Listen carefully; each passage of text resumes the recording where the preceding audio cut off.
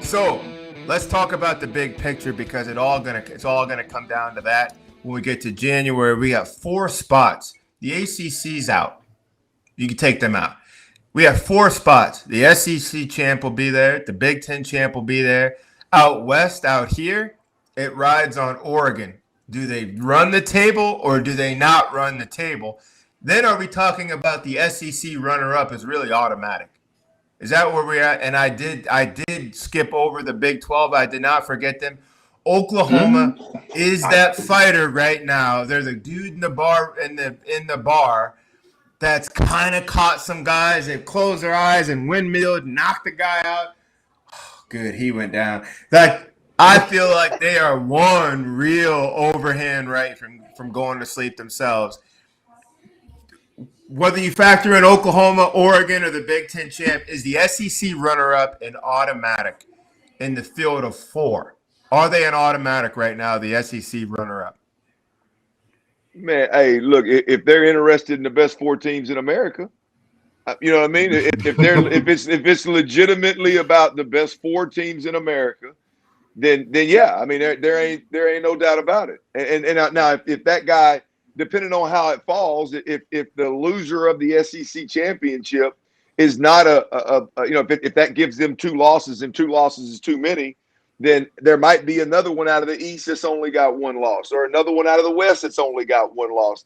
So it's not just the runner-up; it's the conversation is it 2 out of the SEC one way, shape, or form, right? I mean, with all these other cats falling off left and right, it's got to be in the conversation. Bryce, are we really looking at Penn State from the Big Ten? We're still in September. Penn State, Oregon, Cincinnati, Oklahoma. You could boil the whole thing down. Are we really talking about Penn State, Oregon, Cincinnati, and Oklahoma versus whoever comes rumbling out of the SEC? 1, 2, because you talk about Bama and Georgia, I feel like they're both going to be in no matter how that shakes out. And what if Arkansas, all respect to you, Clint, what if they play Georgia close, they don't get it, and they run the table from there? Then what happens? A 1-loss Georgia and a 1-loss Arkansas team. Like, doesn't this belong to the SEC after we watch Clemson drop, after we watch Oklahoma drop? It's the SEC, and that cartel just reaches up and takes more. Is that where we are? I think it has to be, right? Again, to Clint's point, it is who the 4 best teams in the country are. Week in and week out, it goes through the Southeast, man. It just does. In respects or with respects to Penn State, because I think they got the North locked up. So we're talking about who is going to be that 4th position, and it's going to be a dogfight because you have a couple of these either 1-loss teams out of other divisions. I don't think personally that there's anybody polished enough in the Big 12 to get out of there to put a stamp on a personality that says, hey, I belong in there. I deserve to be. Even if OU continues to win these things, barely getting out of the ring, dude, you got SEC playing ball. You got guys up north playing ball. And then if Cincinnati goes into South Bend next week and beats some dudes in the Irish, who knows, man? Because again, to your point on the dogs on top, they barely got on top last year against Cincinnati in the Sugar Bowl. So there are things brewing in terms of who that last team is going to be. If all things work out, that's what they need to do. I think it's Alabama, Georgia, Penn State, and then there's a race for 4. Clint, you agree with that lineup? Alabama, Georgia, Penn State.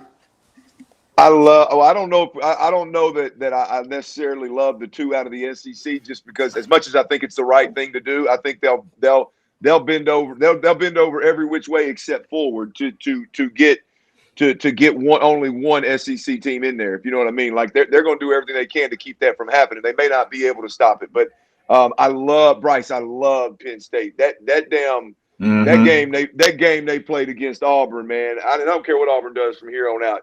That was an old school. I mean, that was they were crawling out the ring against Georgia Southern today. So I think Penn State gave them all they could handle. Hey, man, I'm just telling you, man, that was it for me. That was one of them games, like, I'm going to remember that one right there for Penn State down the stretch. I love Penn State. I love Alabama. I think the rest of the way it's going to be an absolute dogfight, and there's definitely going to be one, if not two, SEC teams chomping at the bit right there at that 4 hole anyway, regardless of how it falls. So, Clint, let me ask you this. SEC championship, right. Alabama, Georgia. Georgia beats Alabama. Okay. What happens? They're in. Georgia. No, it's Alabama. Well, yeah, that's where we're at.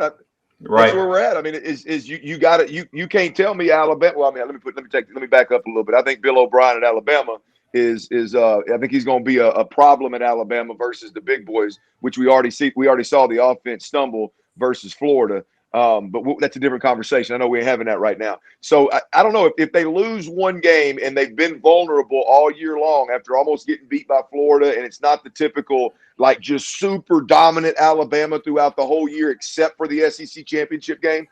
That could change some things. But I don't know, Bryce. That's a good question, man. I just think that these guys are going to do everything they can to try to keep it from being 2 SEC teams. We hadn't even talked about Notre Dame in this mix, guys. I know we talked about them playing Cincinnati, but no, we hadn't even talked about Notre Dame. We didn't throw them in that whole Penn State and Notre Dame and Bama and Georgia and OU and all these. Like it'd be, I don't know, man. I don't know, Bryce. I don't know how they get 2 in. I think it's the right thing to do. I just don't know if it happens. So if Notre Dame gets past Cincinnati, say they barely get past Cincinnati, it's still a big win, number 18, but you're at home. Then they got Virginia Tech on the road. They got USC, USC's kind of being beat up right now. We got a coach leaving, new coach, interim coach coming in. Depending on what they do in the Pac-12, how they might take down Oregon, who knows. You got UNC who just got beat tonight, 45-22 against Georgia Tech.